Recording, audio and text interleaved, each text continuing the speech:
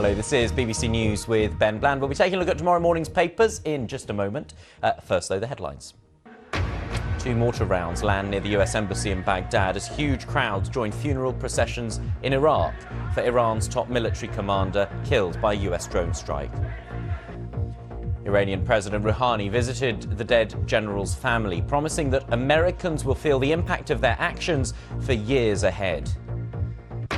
The Queen sends her condolences to the people of Australia as fears grow that high winds and temperatures will push bushfires towards heavily populated areas.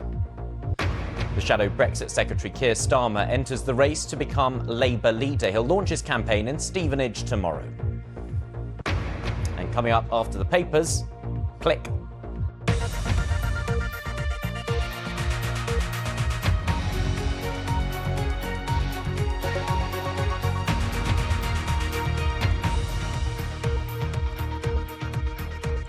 Hello and welcome to our look ahead to what the papers will be bringing us tomorrow. With me are my guests, John Rentoul, Chief Political Commentator at The Independent, and Bénédicte Paviot, UK Correspondent for France 24 and President of the Foreign Press Association. Many of tomorrow's front pages are already in. Let's go through some of them. The Observer says that doubts are growing over the United States' case for killing Qasem Soleimani. It says Donald Trump's decision has driven a wedge between Washington's relations with its allies. Turning to the Sunday Times, it says that British troops in Iraq are trapped in a tinderbox after the assassination of Qasem Soleimani. It reports they're going to be given more firepower to combat any possible attack. Turning to the Mail on Sunday, it says the Prime Minister's jetting back to the UK to deal with the Iran crisis. The paper says a number of ministers are angry that President Trump didn't give the UK prior warning before the attack.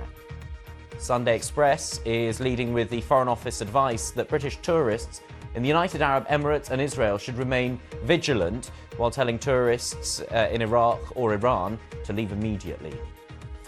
Sunday Telegraph says that the Navy is to be deployed to guard British ships in the Gulf. And The Independent leads with a report from Iran. They say today's funeral was marked by outpourings of grief and vows of vengeance. And the Sunday Mirror carries a report on Millie Dowler's killer, Levi Belfield. So those are the front pages of the Sunday papers. Let's start by going through those. And we'll start with the Sunday Telegraph.